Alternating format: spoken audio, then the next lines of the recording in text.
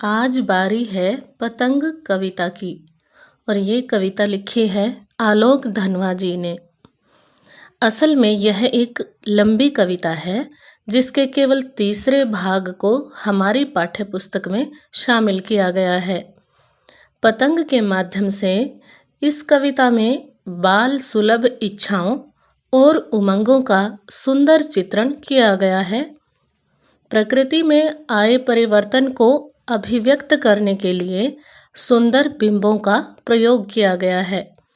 पतंग बच्चों की उमंगों का रंग बिरंगा सपना है।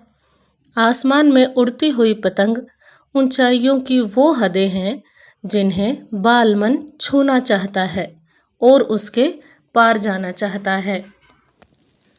तो चलो चलते हैं पतंग की दुनिया में, बच्चों की दुनिया में। सबसे तेज बौछारें गई, भादों गया। बरसात के महीने में जो तेज बौछारें होती थी वो समाप्त हो गई हैं। भादों का महीना भी चला गया है और भादों के महीने के साथ चला गया है वो अंधकार जो बरसात के मौसम में आसमान में बादल छाने की वजह से हो जाता था। और वो अंधकार समाप्त होते ही शरद ऋतु का सवेरा हो गया है। सवेरा हुआ खरगोश की आँखों जैसा लाल सवेरा। सर्दी की ऋतु में जब सुबह होती है तो सूरज का रंग खरगोश की आँखों जैसा लाल होता है। शरद आया पुलों को पार करते हुए। सर्दी का मौसम पुलों को पार करते हुए आ पहुँचा है। और उसने पुलों को कैसे पार किया है? अपनी नई चमकीली साइकिल तेज चलाते हुए, घंटी बजाते हुए जोर जोर से। यहाँ पर कवि ने सर्दी के मौसम का मानवीकरण कर दिया है। मनुष्य की तरह उसे साइकिल पर आते हुए दिखाया है। सर्दी का मौसम पुलों को पार करते हुए अपनी नई चमकीली साइकिल तेज चलाते हुए आ गया है। घंटी बजाते हुए जोर जोर से, चमकीले इशारों से बुलाते हुए। सर्दी का मौसम कैसे आया है? अपनी साइकिल की घंटी तेज तेज बजाते हुए आया है और अपने चमकीले इशारों से वह बच्चों को बुला रहा है। पतंग उड़ाने वाले बच्चों के झुंड को बुला रहा है। अब देखते हैं इस पद्यांश का काव्य सौंदर्य। इन पंक्तियों में जो भाव सौंदर्य है उसकी पहली विशेषता है शरद ऋतु का सुंदर चित्रण किया गया है। और दूसरी विशेषता है शरद ऋतु का मानवीकरण किया गया है। मतलब शरद ऋतु को मनुष्य के रूप में दिखाया गया है। तीसरी विशेषता है बालकों की इच्छाओं और उमंगों का सुंदर चित्रण किया गया है। अब देखते हैं शिल्प संबंधी विशेषताएं। पहली विशेषता है उपमा तथा पुनरुक्ति प्रकाश अलंकार का प्रयोग किया गया है। हमने अभी पद्यांश में पढ़ा था खरगोश की आँखों जैसा लाल सवेरा। इस पंक्ति में उपमा अलंकार है। यहाँ खरगोश की आँखों से सूरज की समानता दिखाई गई है। और जोर जोर से एक ही शब्द दो बार एक ही अर्थ में प्रयोग हुआ है, इसलिए यहाँ पर पुनरुक्ति प्रकाश अलंकार है। दूसरी विशेषता है सरल व सरस खड़ी बोली का प्रयोग किया गया है। तीसरी विशेषता है नवीन बिंबों का मनमोहक प्रयोग किया गया है। इतने नए और इतने अच्छे बिंब इस कविता में आलोक धनवा जी ने प्रयोग किए हैं जो किसी और की कविता में देखने को नहीं मिलते। जैसे खरगोश की आँखों जैसा लाल सवेरा, चमकीले इशारे, ये सब बहुत ही नवीन बिंब हैं। चौथी विशेषता है आतुकांत तथा छंद मुक्त पंक्तियां हैं। आतुकांत का मतलब होता है पंक्तियों की अंत में तुक नहीं मिलती। और छंद मुक्त का मतलब ये है कि इस कविता में, इस पद्यांश में छंदों का ध्यान नहीं रखा गया है। छंदों से मुक्त होकर ये लिखी गई है। अब देखते हैं पतंग कविता का दूसरा पद्यांश। चमकीले इशारों से बुलाते हुए और आकाश को इतना मुलायम बनाते हुए कि पतंग ऊपर उठ सके। शरद का मौसम आया है, सर्दी का मौसम आया है। अपने चमकीले इशारों से पतंग उड़ाने वाले बच्चों के झुंड को बुलाते हुए और बच्चों के पतंग उड़ाने के लिए सर्दी की ऋतु ने आकाश को बिल्कुल मुलायम कर दिया है, कोमल कर दिया है। यहाँ आकाश को मुलायम करने से मतलब है कि सर्दी की ऋतु में आसमान बिल्कुल साफ होता है, जिससे बच्चे आसानी से पतंग उड़ा सकते हैं। दुनिया की सबसे हल्की और सबसे रंगीन चीज़ उड़ सके, दुनिया का सबसे पतला कागज उड़ सके, बांस की सबसे पतली कमानी उड़ सके। यहाँ कवि कहता है कि सर्दी के मौसम में आसमान इतना साफ होता है कि दुनिया का सबसे पतला कागज, दुनिया की सबसे हल्की चीज़ और सबसे रंगीन चीज़ आसमान में आसानी से उड़ सके। यहाँ सबसे रंगीन चीज़ इसलिए कहा है क्योंकि पतंग बच्चों को बहुत ज़्यादा प्यारी होती है। बांस की सबसे पतली कमानी उड़ सके, और पतंग बनाने के लिए बांस की बिल्कुल पतली सी कमानी का, पतली सी डंडी का प्रयोग किया जाता है। वो आसमान में उड़ सके और शुरू हो सके सीटियों, किलकारियों और तितलियों की इतनी नाजुक दुनिया। बरसात का मौसम जाने के बाद जब सर्दी की ऋतु आती है तो उत्साह और उमंग का माहौल हो जाता है। मौसम साफ होने से बच्चे बहुत खुश होते हैं और पतंग उड़ाते हुए वो सीटियाँ बजाते हैं, किलकारियाँ मारते हैं। इस मौसम में आसमान में तितलियाँ भी बहुत उड़ती हैं और जो पतंगें उड़ती हैं वो रंगीन तितलियों की जैसी लगती हैं। पतंग भी नाजुक होती है, तितलियाँ भी नाजुक होती हैं और बच्चे का मन भी नाजुक होता है, बच्चे का शरीर भी नाजुक होता है। और बच्चों की ये दुनिया, पूरी की पूरी दुनिया जिसमें पतंग है, आकाश है, तितलियाँ हैं, रंग है, कोमलता है, ये भी बड़ी नाजुक होती है। अब देखते हैं इस पद्यांश का काव्य सौंदर्य। इसमें भाव सौंदर्य में सबसे पहली बात हम कह सकते हैं कि पतंग को दुनिया की सबसे हल्की व रंगीन चीज़ बताया गया है और बच्चों के मन में उसके प्रति जो लगाव होता है वो बताया गया है। दूसरी विशेषता हम बता सकते हैं, बालकों की इच्छाओं और उमंगों का सुंदर चित्रण किया गया है। अब देखते हैं शिल्प संबंधी सौंदर्य।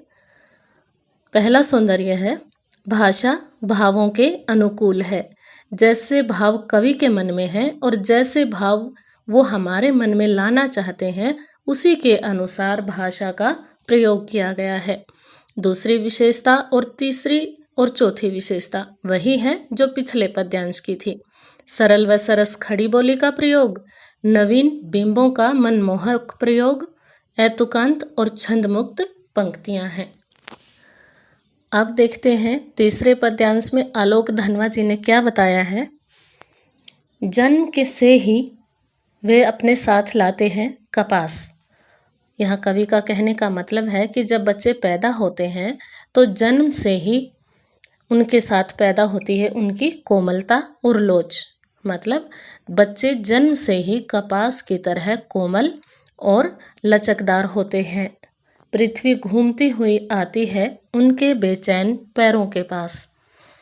बच्चे कभी भी चैन से नहीं बैठते, सारा दिन खेलते कूदते रहते हैं, इधर उधर दौड़ते रहते हैं और वो सारा दिन इतना दौड़ते हैं, ऐसा लगता है मानो पृथ्वी घूमती हुई खुद उनके पैरों के पास आ जाती है और उनके कोमल पैरों को छूने के लिए बेचैन रहती है।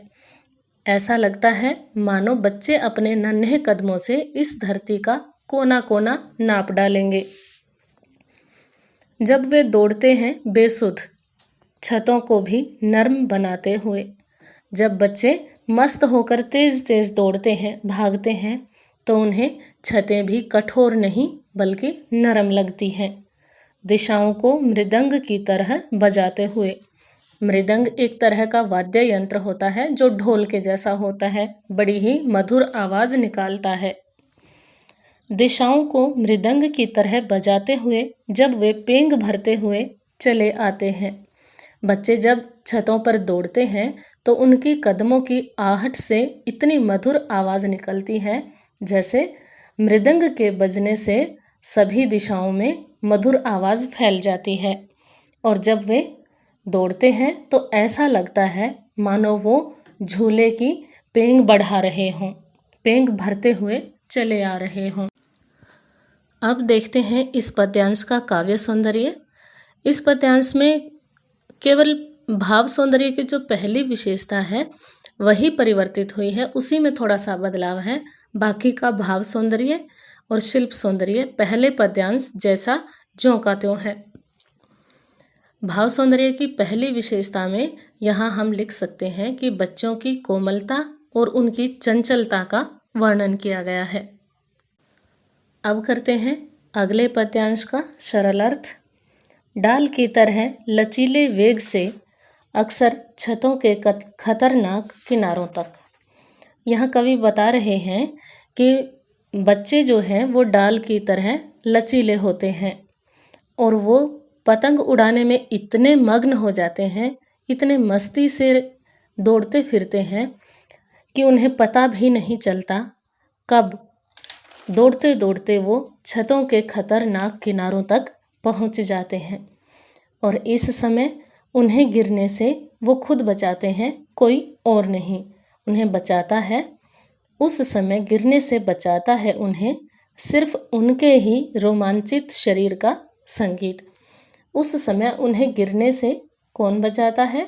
उनके शरीर का जो रोमांच है, उनके मन में पतंग उड़ाने का जो उल्लास है और उनके शरीर का जो संगीत है, मतलब दौड़ने भागते हुए उनके शरीर में जो लय पैदा होती है वो उन्हें बचाती है।